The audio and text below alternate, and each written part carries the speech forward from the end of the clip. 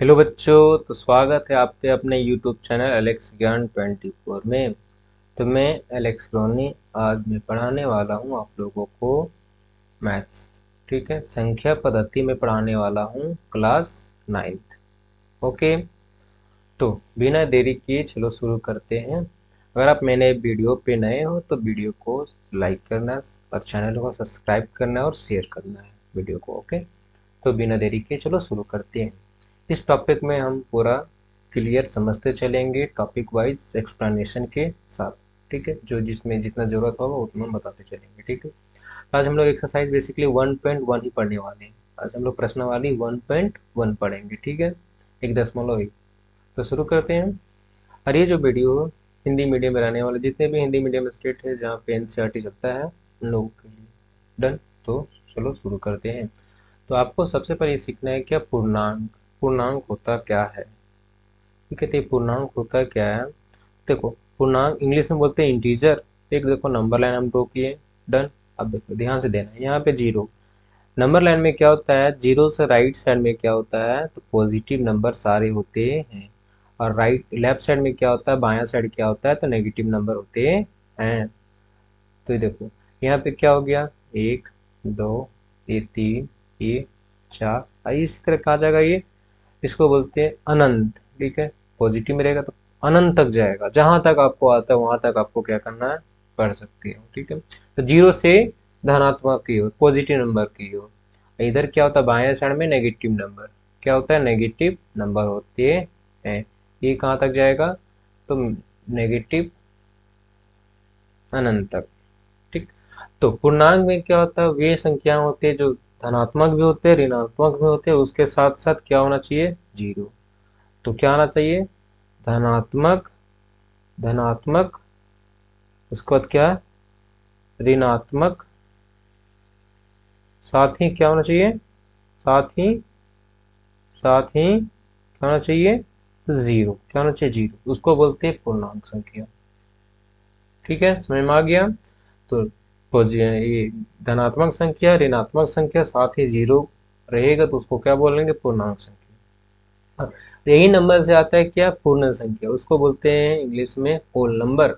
तो whole number पूर्ण संख्या क्या होते हैं, देखो यहाँ पे क्या negative number positive number zero सब है ना, लेकिन इसमें नहीं, इसमें सिर्फ और सिर्फ क्या आएंगे तो पॉजिटिव नंबर मतलब धनात्मक संख्या ही आएंगे। क्या आएंगे, धनात्मक संख्या ही आएंगे। और ये स्टार्ट कहाँ से होता है, तो शुरू होगा कहाँ से, शुरू होगा ये जीरो से। जीरो से स्टार्ट होकर के ये कहाँ तक जाएगा, तो धनात्मक अनंत तक जाएगा। ठीक है, तो जो न संख्या जीरो से शुरू होकर के अनंत तक जाएगा उसको बोलते हैं पूर्ण संख्या। इसमें नेगेटिव नंबर ऋणात्मक नंबर नहीं होता है, ऋणात्मक संख्या नहीं होता है।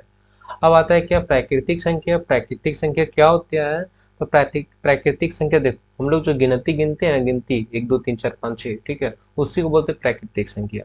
और एक दो तीन चार हम लोग स्टार्ट कहाँ से करते हैं, एक से करते हैं। अगर जीरो से स्टार्ट कर रहे गिनती तो उसको बोलेंगे पूर्ण संख्या, और अगर स्टार्ट कर रहे हैं एक से तो उसको बोलेंगे प्राकृतिक संख्या। तो ये शुरू होता है कहाँ से, ये शुरू होता है एक से, उसके बाद ये चलते जाएगा धनात्मक अनंत तक। ठीक है, तो प्राकृतिक संख्या शुरू होता है एक से और अनंत तक जाता है, ये भी क्या होता है तो धनात्मक नंबर होते हैं सारे।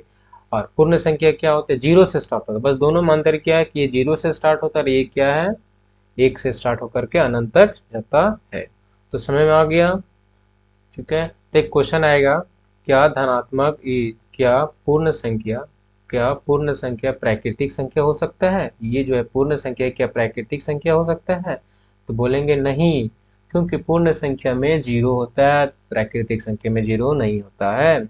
लेकिन क्वेश्चन ऐसा आएगा, क्या प्राकृतिक संख्या पूर्ण संख्या हो सकता है, ये प्राकृतिक संख्या क्या पूर्ण संख्या हो सकता है, तो बोलेंगे हाँ हो सकता है, क्योंकि प्राकृतिक संख्या वन से शुरू होता है और पूर्ण संख्या में भी वन टू थ्री फोर है।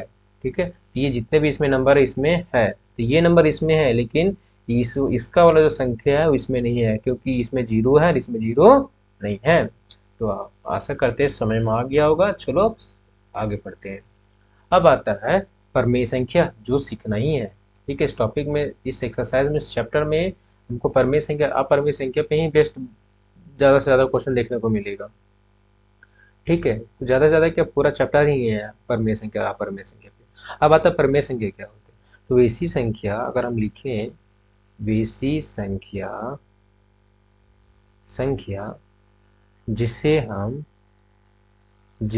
हम क्या करें, भिन्न के रूप में, भिन्न भिन्न के रूप में, भिन्न मतलब बटा, मतलब ऊपर में अंश होगा, ठीक है, नीचे में क्या होगा, पर, ठीक है। इसको हम p यहाँ लेट कर लेंगे और यहाँ पे q लेट करेंगे।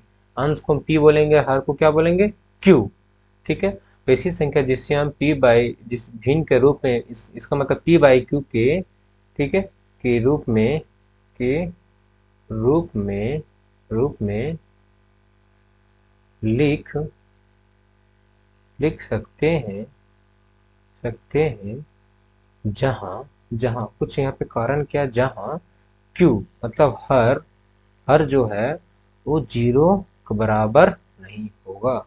मतलब समझाते हैं, क्यों, वैसी संख्या जिसको हम भिन्न के रूप में, मतलब p बटा q के रूप में लिख सकते हैं। और p बटा q में q, जो q के वैल्यू है वो कभी भी 0 नहीं होना चाहिए। जैसे एग्जांपल में बोलूँ तो 1/2, 3/4 और -1/3, -5/2, ये सारे जितने भी देखो, ठीक है, कहीं पे भी आपको क्यू में, कहीं पे भी हर में 0 नजर आ रहा है, नहीं। अगर 0 नहीं है तो उसको बोलेंगे क्या, परमेय संख्या। और इसमें क्या 5 भी आ सकता है, 0 भी आता है, क्योंकि देखो 5 है ना, आप बोलोगे कि यहाँ पे पी तो पता है लेकिन क्यू कहाँ है, तो देखो कोई भी नंबर है ना, उसके नीचे बट्टा में एक हमेशा छुपा रहता है, एक हमेशा छुपा हुआ रहता है। तो देखो हो गया ना, पी के जगह क्या हो गया 5 और क्यू के जगह 1, तब बी बटा क्यू के रूप में आया, इसमें 0/1। तो ऊपर हो सकता है 0, ये p के वैल्यू 0 हो सकता है, लेकिन q के वैल्यू कभी भी 0 नहीं हो सकता। जैसे 1/0 लेंगे तो ये नहीं लेना है, ये नहीं लेना है, ठीक है। क्योंकि अगर बोले क्यों नहीं लेना है, अगर हम बात करें, देखो एक के टेबल में अगर हम इसको डिवाइड करें तो एक के टेबल में, एक के भाग में, पहाड़ा में मेरा 0 आता है, कितने बार में, 0 टर्म में। तो एक के टेबल में 0 आता है, लेकिन कभी 0 का टेबल में आप देखें कि कभी एक आते हैं, 0 का टेबल में कुछ नहीं आता 0 के अलावा। तो इसका जो वैल्यू आता है वो क्या आता है, अनडिफाइन आता है, क्या आता है, अनडिफाइन आता है, ठीक है, जिसका कोई वैल्यू नहीं होता है, ठीक है, कुछ भी हो सकता है, इसलिए उसको नहीं लिया जाता है, इसलिए 0 नहीं लेना, ठीक है। बाकी ऊपर 0 हो सकता है। और एक और पी और क्यू, इसका मतलब ये पी और क्यू दोनों का जो संबंध है ना, संबंध, दोनों का जो संबंध है वो क्या होना चाहिए, सहअभाज्य होना चाहिए। क्या होना चाहिए, सहअभाज्य, अभाज्य। अब सहअभाज्य आप लोग पढ़े होंगे छोटे से क्लास में, ठीक है, कि सहअभाज्य किसको बोलते हैं, जिसका एचसीएफ का आता है, एचसीएफ आता है 1, जिसका एचसीएफ क्या आता है, 1 आता है। कहने का मतलब ये है, कोई सा नंबर इसको सी पर सिर्फ एक ही से भाग दे सकते हैं, उसके अलावा अगर दूसरा नंबर से भाग और उसको सहअभाज्य नहीं बोलेंगे। जैसे 2/4 है ना, ये 2 1 जा 2, 2 2 जा 4, ठीक है। तो 2/4 शाहबाज के फॉर्म में नहीं था, तो इसको छोटा करके आपको लिखना है, इसको काट छट कर छोटा करेंगे 1/2 आ जाएगा ना। तो 1/2 देखो आप, 1/2, तो 1 और 2 को काटने वाला संख्या सी पर सिर्फ एक ही है जो दोनों को काट सकता है, ठीक है। और लेकिन अगर 2/4 का बात करते हैं तो इसको 2 से भी काट सकते थे ना। हाँ, तो आपको काट छट के क्या करना, छोटा फॉर्म में लाना है, इसी को बोल रहे थे शाहबाजी की, जिसका एचसीएफ क्या आता है 1, मतलब सी पर सिर्फ वो नंबर क्या होना चाहिए, एक से ही कटना चाहिए, वो संख्या क्या होना चाहिए, एक से ही कटना चाहिए। जैसे 1 और 2 है ना, वो एक से ही कर सकता है, बाकी कोई अदर नंबर से नहीं कर सकता है, इसलिए इस फॉर्म में। अब से 3/4, 3/4 सिर्फ एक से ही कटेगा, ओके। हाँ, और परमेय संख्या समझ में आ गई। और परमेय संख्या क्या होता है, पॉजिटिव में भी हो सकता है, धनात्मक में भी हो सकता है, ऋणात्मक में भी हो सकता है, 0 भी हो सकता है। लेकिन कंडीशन यहाँ पे क्या है कि 0 क्यू के फॉर्म में, मतलब ये हर में नहीं आना चाहिए, बस यही था। हो गया, समझ में आ गया। अब आता है अपरमेय संख्या। अपरमेय संख्या क्या होते हैं, जिसको सिंपल बात करेंगे तो जिसको p बटा क्यू के रूप में, के रूप, अभी तो ये समझने की के रूप में, p बाई क्यू के रूप में नहीं लिख सकते, ठीक है। जैसे एग्जांपल, जैसे में √3, √5, √2, ठीक है, √7, ये सारे क्या है, अपरमेय संख्या है, ठीक। और 1.110, उसके बाद 1 1 0 0 1 1 0 0 0 1 1 0 0 0। अब देखो इसका ना कभी भी हम इसको पी बाई क्यू के देखो बोलोगे ना इसको उड़ा दीजिए आप नीचे जीरो दे दीजिए, नहीं हो सकता। देखो यहाँ पे बढ़ते जा रहा बढ़ते जाइए ना इंक्रीज होते चल जाएगा, ठीक है। इसका कोई वैल्यू नहीं, 3 जीरो यहाँ पे, फिर यहाँ पे 4 जीरो, फिर यहाँ पे देखो 3 जीरो, फिर 2 जीरो, तो इसका कोई अंत नहीं। ये सब जितने भी नंबर आते हैं जो शांत और अशांत के फॉर्म में बेसिकली रहते हैं वो अशांत के फॉर्म में रहते हैं, ठीक है। तो उसको शांत नहीं अशांत के फॉर्म में रहते हैं उसको बोलते हैं अपरिमेय संख्या, ठीक है। तो आपको यही समझना है कि जिसको पी बाई क्यू के फॉर्म में नहीं लिख सकते, बाकी आगे चैप्टर एक्सरसाइज आएगा वहाँ पे और डिटेल में समझा जाएगा, ठीक। तो आज इतने एक्सप्लेनेशन के साथ समझना था, अब एक्सरसाइज शुरू करते हैं। चलो एक्सरसाइज में क्या है, प्रश्नावली 1.1 क्या बोलता है कि क्या जीरो शून्य एक परिमेय संख्या है, क्या इसे हम पी बाई क्यू के रूप में लिख सकते हैं जहाँ क्यू और पी और क्यू क्या पूर्णांक है, ठीक है, जहाँ Q is equal to not zero आना चाहिए। बोलेंगे हाँ लिख सकते हैं, बोलेंगे हाँ, क्योंकि थोड़ा देर पहले ही परिमेय संख्या हम बोले क्या जीरो एक परिमेय संख्या है, क्योंकि जीरो जीरो बटा एक, ये क्या हो गया पी और ये क्या हो गया क्यू। और यहाँ देखो पी और क्यू दोनों क्या है पूर्णांक है, पूर्णांक में negative number positive number zero आना चाहिए। तो देखो negative number positive number zero के बीच में सब चीज़ जीरो है, एक है, और क्यू कभी भी जीरो नहीं है। तो देखो क्यू का वैल्यू जीरो भी नहीं है, पी का वैल्यू वन है, मैं ये जीरो है, ठीक है। और इसको पी बाई क्यू के रूप में हम लिख भी सकते हैं, तो गया तो बोलेंगे हाँ लिख सकते हैं, ठीक है। अब जो क्वेश्चन नंबर सेकंड ये सबसे इंपॉर्टेंट है, और क्वेश्चन नंबर 3, ठीक है, सबसे महत्वपूर्ण जो है कि क्वेश्चन नंबर 2 और क्वेश्चन नंबर 3 ये सब एग्जाम में आता है, ठीक है। आपको बोलेगा परमेय संख्या निकालना, क्या करना बोलेगा कि परमेय संख्या आप निकालिए, कोई नंबर दे देगा उसके बीच में क्या करना परमेय संख्या निकालना है, क्या करना परमेय संख्या निकालना है। तो आपको परमेय संख्या निकालना कैसे है आप वो ध्यान देंगे आपको, ठीक है। तो सबसे पहला बात याद रखना कि जितना परमेय संख्या बोलेगा, जितना परमेय संख्या बोलना उसमें क्या करना, 6 बोला ना उसमें एक आपको क्या करना जोड़ देना है, और उतना 7 आ जाएगा ना, अब 7 का यूज करना है, ठीक है, 7 से गुना करना है। अब कहाँ करना है मैं बताऊंगा आगे, ठीक। दूसरा बात यहाँ याद रखना है दूसरा स्टेप में कि दोनों का जो हर है ना वो बराबर होना चाहिए। इसका हर क्या एक है, छुपा हुआ था ना, इसका हर क्या एक है, तो यहाँ पे बात बन जाएगा, ठीक। लेकिन कभी कभी ऐसा होता है कि हर क्या होता है अलग अलग होता है, तो सबसे पहले उसका हर आप क्या करेंगे तो बराबर करेंगे इक्वल करेंगे, उसके बाद फिर आगे सॉल्व करेंगे, ठीक है। आप कैसे सॉल्यूशन करेंगे वो हम सिखाते हैं। सॉल्यूशन यहाँ पे 3 है लिख दो, यहाँ पे 4 है लिख दीजिए, उसके बाद देखो यहाँ पे क्या करना है, यहाँ पे 1 भी था ना डिनोमिनेटर में लगा देते हैं हर में। अब ये जो हम बोले थे ना कि 7 का यूज कहाँ करा यहाँ पे, अगर हर पहले से बराबर है तो जितना बोलेगा उसमें एक जोड़ करके आपको क्या करना है इंटू कर देना है। और जब भी इंटू करेंगे भागुना करेंगे तो ऊपर नीचे दोनों में, क्योंकि इसको हम तोड़े के मतलब इसको काट देंगे ना तो फिर भी वही वैल्यू रह जाएगा, तो कुछ चेंज कर रहे हैं अपने से तो क्वेश्चन में चेंज नहीं होना चाहिए, इसलिए हम लोग ऊपर नीचे लिखते ही हैं, और जो कुछ कर रहे तो लिखना पड़ेगा ना। अब देखो सत्या 21 और यहाँ पे 7 एकम 7, यहाँ पे भी क्या करेंगे 7 से गुना करेंगे। अब 7 चौक 28 और 7 एकम 7, अब देखेंगे अतः या फिर सो इसलिए देखेंगे 3 और 4 के बीच 6 परिमेय परिमेय संख्या क्या क्या है देखेंगे। देखो ये ना 21/7 और 28/7 को नहीं लिया था, इसके बीच बताना है ना, क्योंकि किसका वैल्यू एक तरह का 3 का वैल्यू ये ऊपर वाला है, ये 3 का वैल्यू और ये वाला 4 का वैल्यू है, ठीक है।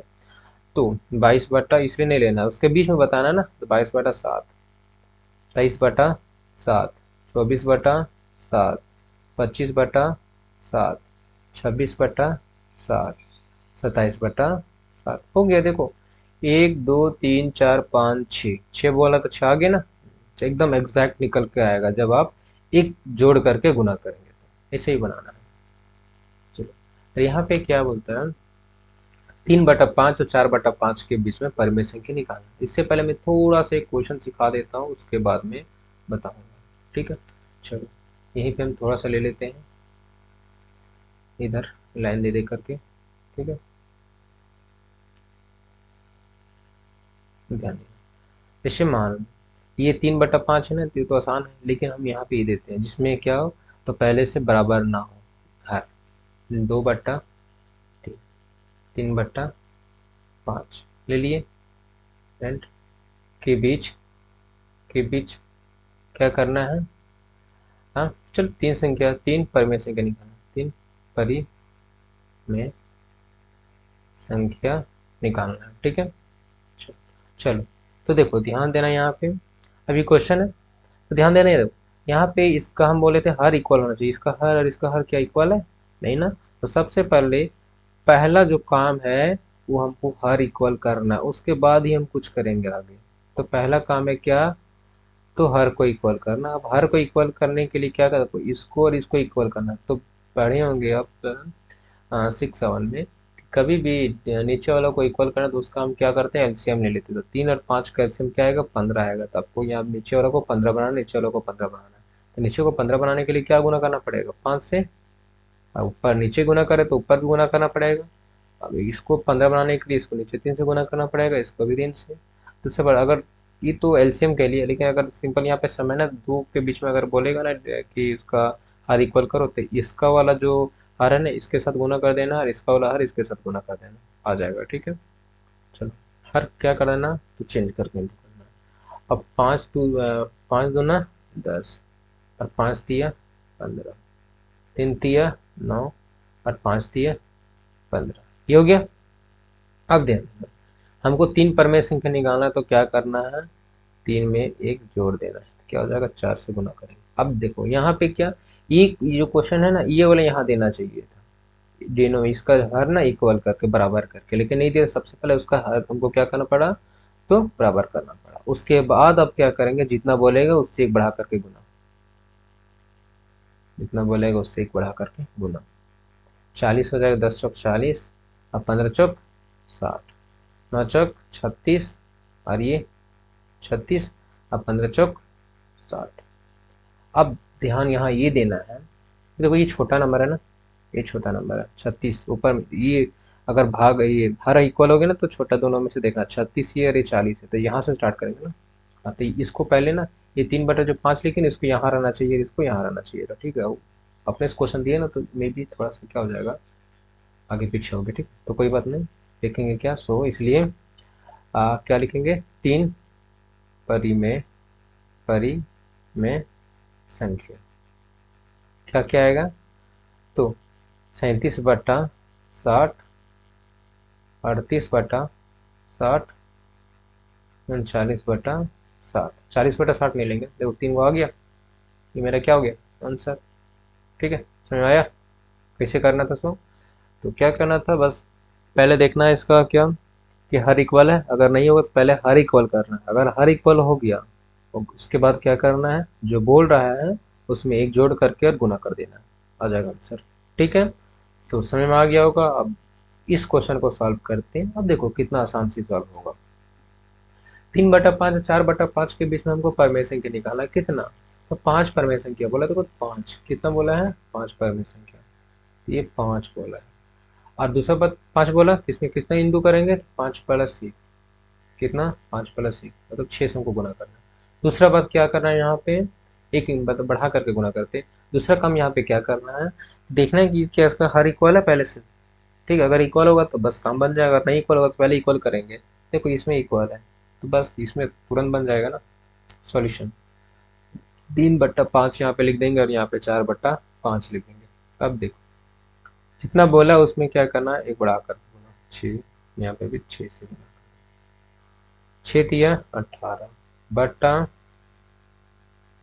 क्या आ जाएगा 30, और यहाँ पे 24/30। अब 18/30 और 24/30 के बीच में क्या आएगा, तो कितना संख्या निकला, 5। तो लिखेंगे यहाँ पे, हो गया इतना करने के बाद, तो लिखेंगे यहाँ पे, सो इसलिए लिखेंगे 5 परिमेय संख्या 3/5 और 4/5 के बीच क्या आया, तो लिखेंगे 18 एक मिनट, 18 नहीं 19 से ना होगा, 18 पे मेरा बेस हो गया, ठीक। लिखेंगे 19/क्या 30 ना, हाँ। उसके बाद फिर 20/30, 30/30। एक मिनट यहाँ लिख देता, नहीं यहाँ पे नहीं बना,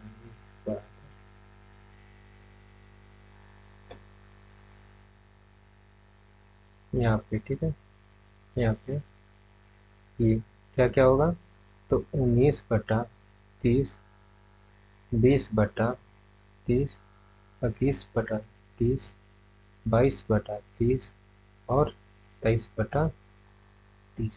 1 2 3 4 5 आंसर, पाँचों बोल रहा था ना, पाँच आ गया। चलो समझ में आ गया। तो आगे का क्वेश्चन बढ़ते हैं। अब क्या ऑब्जेक्टिव है, लास्ट है, ऑब्जेक्टिव है।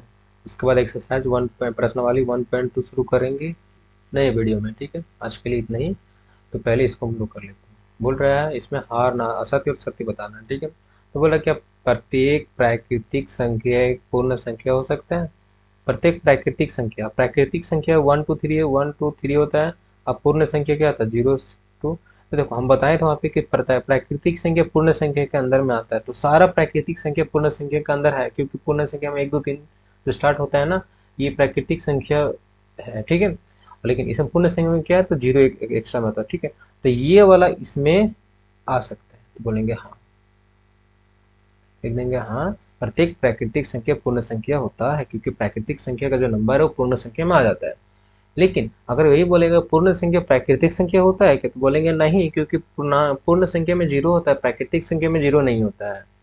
अब दूसरा क्वेश्चन क्या है, क्या प्रत्येक पूर्णांक एक पूर्ण संख्या है। पूर्णांक, पूर्णांक में पॉजिटिव धनात्मक नंबर ऋणात्मक नंबर 0 आता है, धनात्मक नंबर ऋणात्मक नंबर और 0 आता है। लेकिन पूर्ण संख्या में क्या होता है, सिर्फ और सिर्फ पॉजिटिव नंबर आता है, धनात्मक नंबर होता है। इसमें सभी होता है, नेगेटिव नंबर, पॉजिटिव नंबर और 0 भी होता है, धनात्मक ऋणात्मक और 0।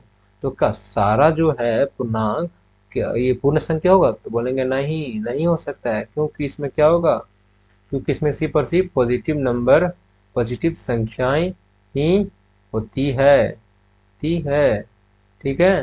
क्योंकि इसमें पूर्ण संख्या में सिर्फ धनात्मक संख्या होता है, 0 से स्टार्ट होता है ना, तो ऋणात्मक नहीं होता ना, तो इसलिए बोलेंगे नहीं। अब बोल रहा है प्रत्येक, अब देखो ये भी क्वेश्चन है, दोनों सेम है। प्रत्येक प्राकृतिक परमेय संख्या धनात्मक था, ऋणात्मक था, 0 था, और पूर्ण संख्या में सिर्फ और सिर्फ धनात्मक आता था, ये भी क्वेश्चन क्या हो जाएगा, नहीं, सेम रीजन, ठीक है। तो ये मेरा एक्सरसाइज 1.1 मेरा कंप्लीट हो गया है। तो आशा करता हूँ आपको एक्सप्लेनेशन के साथ वीडियो समझ में आया होगा। तो वीडियो को लाइक करना और चैनल को सब्सक्राइब करना है, ठीक है। और ऐसे ही मेरे चैनल पर बने रहना, ठीक है। तो मिलते हैं नई वीडियो में, तब तक के लिए बाय। ध्यान रखिएगा अपना, पढ़ते रहिएगा, ठीक है। जय हिंद।